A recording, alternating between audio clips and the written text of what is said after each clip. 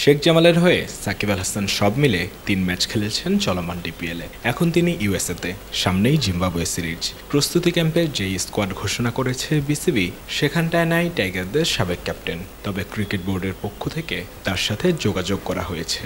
সাকিব জানিয়েছেন নিজের পরিকল্পনা, জিম্বাবুয়ে সিরিজে শুরুতে খেলবেন না তা নিশ্চিত, কেননা সাকিব খেলবেন ডিপিএলের সুপার লিগ।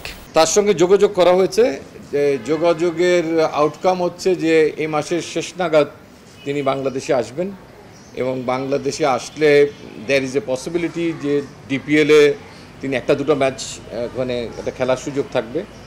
তারপরে আমাদের টিম ম্যানেজমেন্টের সঙ্গে ঢুকে যাবেন তিনি, সেখানে কিছু তো ক্রিকেটিং স্কিলের প্র্যাকটিসের একটা সুযোগ থাকবে।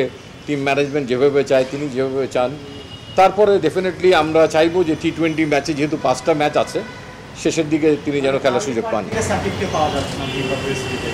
এক্স্যাক্টলি।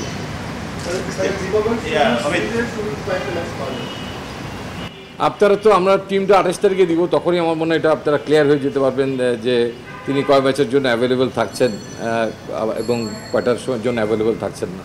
অন্যদিকে জিম্বাবুয়ে সিরিজ শুরুর আগেই মুস্তাফিজুর রহমানকে দেশে নিয়ে আসা হলেও প্রথম ম্যাচে তাকে বিবেচনাতে রাখা হচ্ছে না। এর পেছনে আছে উল্লেখযোগ্য কারণও। অ্যাটলিস্ট আমার ধারণা ফার্স্ট ম্যাচে উনি অ্যাভেলেবেল থাকবেন না, বিকজ উনি আসবেন, ওনাকে একটু আমাদের মেডিকেল টিমের স্ক্রিনিং প্রোগ্রামের মধ্যে দিয়ে যেতে হবে, সো দ্যাট তারপরে ডিমান্ড করবে যে আমরা বুঝে নেওয়ার চেষ্টা করব যে তার সঙ্গে কথানো হবে। তো আমার বিশ্বাস যে তিনি ফার্স্ট ম্যাচে অ্যাভেলেবেল হতে থাকবেন না। সব মিলে জিম্বাবুয়ের বিপক্ষে 5 ম্যাচের টি-20 সিরিজ সাকিব আল হাসান আর মুস্তাফিজুর রহমানকে ছাড়াই শুরু করতে যাচ্ছে বাংলাদেশ। তাদের জায়গাতে যারাই খেলবেন সেই খেলোয়াড়দের জন্য দারুণ এক সুযোগ। নিজেরাও যে প্রস্তুত তা জানান দেয়ার। উৎস মাহমুদ, অলরাউন্ডার।